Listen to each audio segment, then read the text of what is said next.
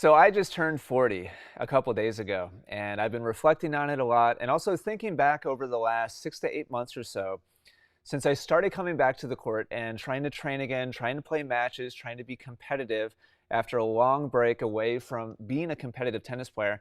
And I just thought I'd check in with all of you, talk a little bit about the biggest lessons that I've learned, and that's exactly what I'll be talking about today. These are the top four things that, looking back over the last 6 or 8 months or so, have made the biggest difference for me coming into my 40th year. And I know there's much more down the road. And I'm not at all trying to say, like, I've made it, I'm 40. Like, I've got many more decades of hopefully being super active, still being competitive, continuing to play tennis.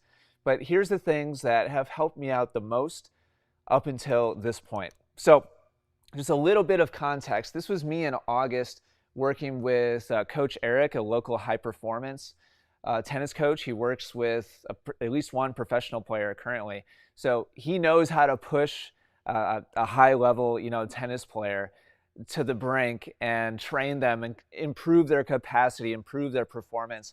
And I really just totally dove into the deep end with Eric. I texted him, had him come over here, and honestly, looking back in hindsight, I dove into the deep end way too quickly.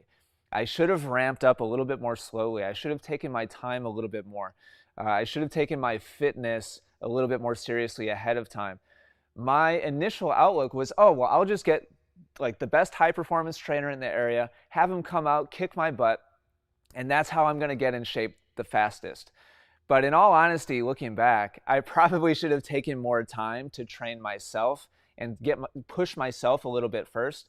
And also in hindsight, looking back, having played Ira basically right out of the gates, playing Mark basically right out of the gates, I didn't realize that the mountain was going to be so big to climb up to that level of intensity and output and competition. I didn't realize how far down the mountain I had slid down the other side, in total honesty. And so I think that really is a big contributing factor as far as why I got hurt. And I'm lucky, I feel very fortunate I didn't get hurt worse, to be honest with you, when I played that match against Mark and that fluke, accident happened. So anyway, this is when I started in August of last year. And so here's the four things since then, looking back, that I feel like have made the biggest difference for me. Number one is sleep. And you've probably heard this talked about a lot in general, kind of health and wellness material. But and this is in order, by the way. I put these in order of the biggest impact that I feel it's made for me. When I sleep well and I sleep enough, my recovery is way faster, my energy is way higher, my output can be much, much bigger for a longer period of time. And in particular, earlier on, when I was still kind of trying to get the motor running, I was trying to rev things up, but I was frankly kind of struggling physically because I was pushing myself so hard so early that I just wasn't even ready for that kind of output yet. Hey Cliff, thanks a lot for the super chat. I appreciate it. Sleep was huge. And thankfully, right around that same time that I started tracking my sleep. There's a lot of different ways you can do this. You can do this with watches. You can do this with Fitbits. I do it with a Ring. I can talk more about that later if you guys want. But what I found by tracking my sleep was that before tracking my sleep, I assumed that if I go to bed at 10 o'clock and then I set my alarm for 6 o'clock the next morning, then that's 8 hours, right? Everybody says get 8 hours of sleep. Like, that's the best thing you can do for yourself. Well, what I didn't realize was that during that 8 hours, I was only sleeping about 6.5. I'm not a very good sleeper. I'm a restless sleeper. So I've discovered that for me to get into sleep, I have to be in bed 9 to 9.5 hours. And that's a pretty good chunk of time. Like, that's a big sacrifice. It takes a lot of dedication just to be in bed that long. But when I do it, again, I recover, I bounce back so much faster. I've got so much more energy. I'm ready the next day after pushing myself hard to go hard again. But before I started doing this, I'd go out and do a hard training session or I'd play a match. And it took me 1, 2, maybe sometimes 3 days before I was ready again to actually go hard. It wasn't like the old days, in my late teens or my 20s, where I could just go every single day as hard as I wanted and just bounce back no matter what I did. Now that I'm 40 and approaching, this age, I've discovered I have to take it much more seriously. So this is number one for me. This is a super big one for me. That's why I put it first. Start tracking your sleep. And by the way, everybody's different. Like this for me, I found the whole, the 8 hour, kind of cliche rule is totally true. If I get 7 hours, I'm not bouncing back nearly as much. So something to keep track of. Again, in order here, number two, big thing, I picked up yoga a month or two before I started really pushing myself hard on the court, and it's made a huge difference. And it's a cumulative difference, meaning the longer I do it and the more consistent I am, the better and better I feel. There's kind of a snowball effect. And across, my history as an athlete and a tennis player, I've been very chronically tight. I'm like a classic, like no flexibility kind of guy. I've never been able to touch my toes before. I've had lots of chronic low back issues. I've had lots of chronic, hamstring issues and like neck and like upper back and shoulder issues. And the more consistently I stick to my really super simple yoga routine, the better I feel. And again, the faster I bounce back. I've also noticed that I get much less sore. Even when I push myself super hard, if I stick to my routine of stretching, then I'm able to keep going day after day without nearly as much of a setback in terms of the lactic acid, soreness. Hey, Brian, thanks for the super chat, buddy. I appreciate it. Oh, and then up, down. What that means, quick note to myself, upstream and downstream is a concept I actually learned a while back, but it really hit home for me in my late 30s. And the basic concept is this. Like I've had a lot of chronic low back issues. And what upstream and downstream means is just because you have pain in a certain part of the body doesn't mean that that's where the problem is. So if I have low back pain and it's like constant tightness, the issue is probably downstream or upstream. And so for me, it was hamstrings, it was my hip flexors, it was my upper back and shoulders. And when everything above and below your lower, just a hypothetical example, but for me it was the case. When everything above and below that area is out of alignment or chronically tight and not releasing and not working the way it's supposed to, that's when you're going to get your worst injuries and your most chronic pain and chronic problems on the court. So think in an upstream and downstream mindset. If you have pain in a particular part of your body, look above it and look below it, and don't just target that, that one spot. Okay, number three is food. Mark Sanset's favorite. Oh, good. Mark is here in the live chat. So this is what works for me. Everybody's different. People have different ethnic backgrounds, have different histories, have different sensitivities, and sometimes allergies and stuff like that, and even down to like ethics and stuff like that. Like you need to make a decision that's good for you. I would strongly recommend try different things and see what feels best for you and what fuels you the best and gives you the best energy. For me personally, I definitely feel the best. I have the best energy and the most consistent energy on a low carb diet. In my household, there's 2 people with celiac disease. That means severe gluten allergy. And so that's kind of been a kind of a blessing for me. That's kind of is what spurred me on to that path, and it's worked really well for me. But 2 other things. Number 1 is fasting. I started doing intermittent fasting about 2 years ago or so, and I've settled into an every other day pattern where one day, like this morning, I had breakfast. I had 2 eggs this morning for breakfast. And then tonight I'm going to have dinner and then not eat again until about lunch tomorrow. So I do about 15 or 16-hour fasts. I've experimented with fasting every day, 16, 17, 18, sometimes as much as 19 hours. There's tons and tons of information on the internet about intermittent fasting. But for me, with my body type and my metabolism, I still have a super fast metabolism, even for 40. Knock on wood. We'll see how long that lasts for. But I always kind of assumed that I just always need to be eating, and so my body for the first 35 years of my life, 36, 37 years probably, just was trained to always be intaking calories, intake like constantly, around the clock. I got in the habit. Again, I'm kind of a restless sleeper. I'm a poor sleeper. I got in the habit for years of getting up, going to the bathroom, and just like having a snack. And so I literally was eating around the clock for years and years and years. And so my body was in a pattern of anytime I would go a couple hours without eating, my energy would drop. And now that I've been in a couple year routine of experimenting with intermittent fasting, I can go 15, 16, 18, 19 hours, and at the end of that period, feel good. A lot of the training sessions and matches that you've seen from me on the court over the last 6 months have been at the end of a fast for me, meaning I'm at the end of a 12, 13, 14 hour no calorie at all, just water and like green tea in the morning, like training sessions. I feel fantastic without intaking any calories that morning. Now, usually for a match, I will eat something, even if it's a fast day for me. If I have like a 10 a.m. or 11 a.m. match, I'll eat something, but not much volume, like an hour before, just so that I got something, in the system in case it ends up being a 2-hour or 3-hour long match.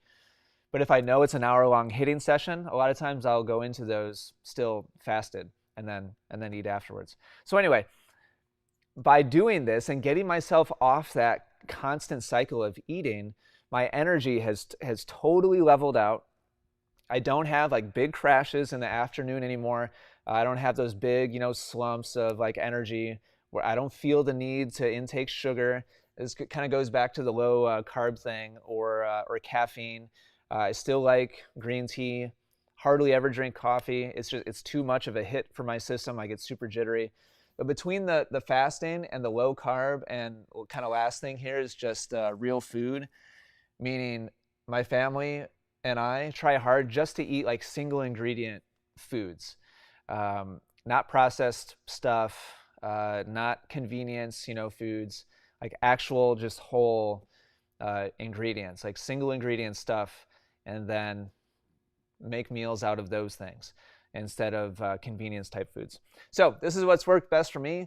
Between the sleep, between the sleep and stretching, kind of body maintenance, but the sleep and the diet stuff, I feel fantastic in terms of energy, in terms of focus, in terms of like output and capacity. It's just been a matter of number 4, the exercise and the training.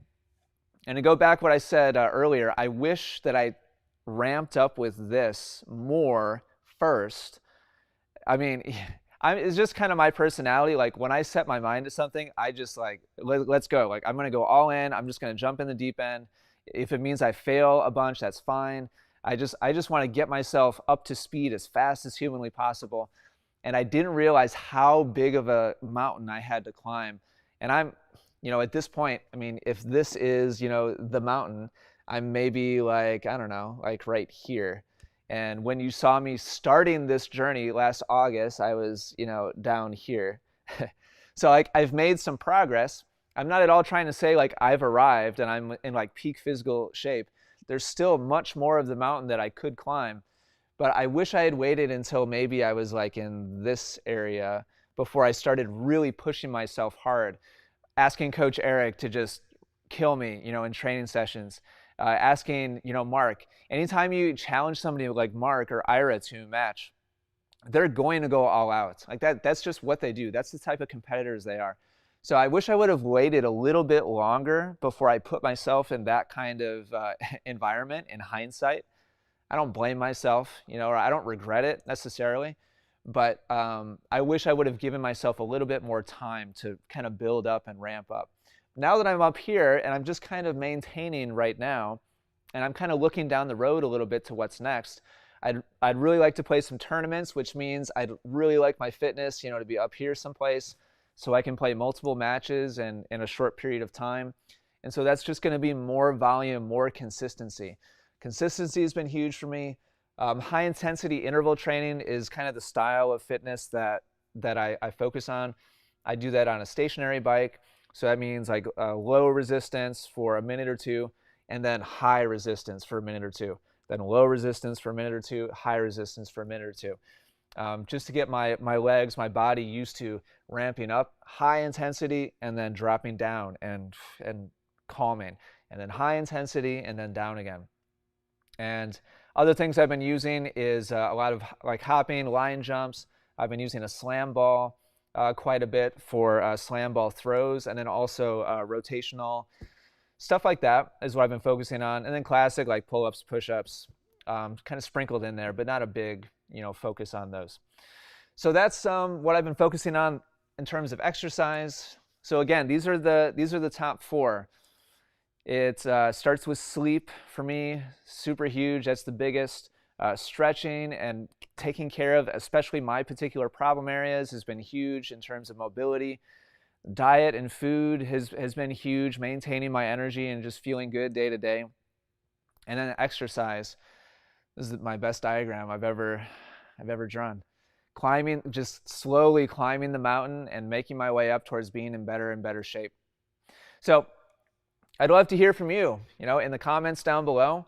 First of all, I hope this was helpful. I've just been reflecting a lot, turning 40. I think that's kind of a natural thing.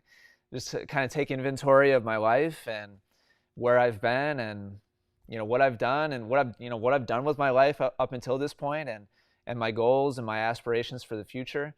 And so I've been really mindful and really deliberate. I've tried. I haven't been perfect over the last year, but it's caused me to reflect a lot about how I want to use the time that I have.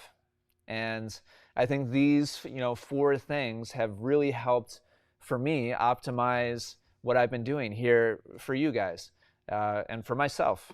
My training, my match play, my competition, the hitting sessions. So I wanted to pass these things on to you. These have been the main things that have helped me. And so if you're out there watching towards 40, or you're already 50, you're already 60, you're already 70, hopefully you can grab on to 1 or 2 things that you heard me talk about, and it can be helpful to you too.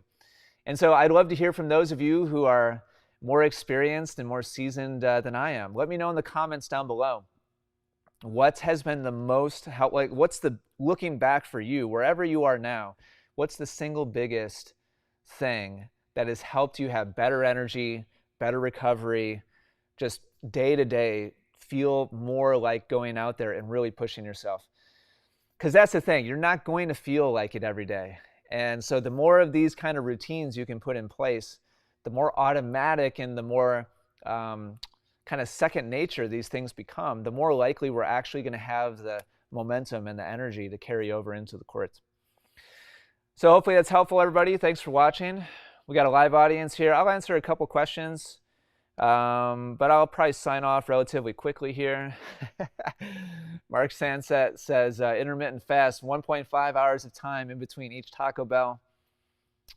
Yeah, you do it. I mean, Mark, it's funny. It's funny for me watching your vlogs and stuff because you're a decade younger than me. It's funny. It's funny for me, and I'm sure everybody who's 50, watching this video, hear me talking about turning 40.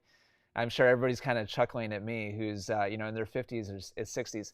That's just kind of how life is, right? Perspective is kind of a funny thing, but yeah, it's funny to see. It is great, Mark, to see you document your routine and be honest and transparent about it in your vlogs and your other videos. I'm sure down the road you'll probably have to make some adjustments, but I'm whatever works for you right now, just stick with it for sure. All right, let's see what else we have here. Roger, if you're watching. Roger, I would love to know. I'm sure Roger is super dialed in on all this stuff and much more. It would be really fascinating to know exactly what his routine is like. But yeah, Roger's right behind me. He's turning 40. I think I'm like 2 months older than him, or maybe 3 or something like that.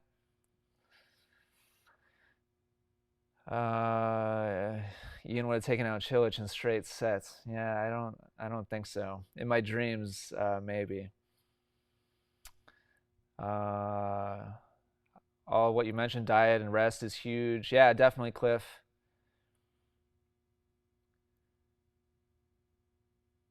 Brian Mark's been through a lot of injury problems. Single biggest was not letting the stroke. Yeah, he had a man. Forgot you had a stroke, lung surgery, heart attack stopped me. Walking every day keeps me going. Man, Brian, you're just a soldier, man. Super inspiring. Brian Mark in the chat, one of the most driven, just like positive people. For you to keep coming back to the court, Brian, like challenge after challenge, obstacle after obstacle. You're super inspiring to keep seeing you coming back. It's amazing, man. You're doing incredible. All right, guys. I'm going to sign off for now. Thanks so much for hanging out today. I appreciate it. Hopefully you saw or heard something that's helpful to you. And I'm looking forward to seeing all the comments down below from everybody who watches this, just to see everybody else's experiences and what's been helpful for them. Thanks for hanging out. I appreciate your support. Thanks for watching the match footage that we just started publishing, the edited version of Mark versus Mike. I'm enjoying watching that a lot. We got a bunch more in the pipeline, so stay tuned. Thanks for hanging out today and have a great weekend. Take care.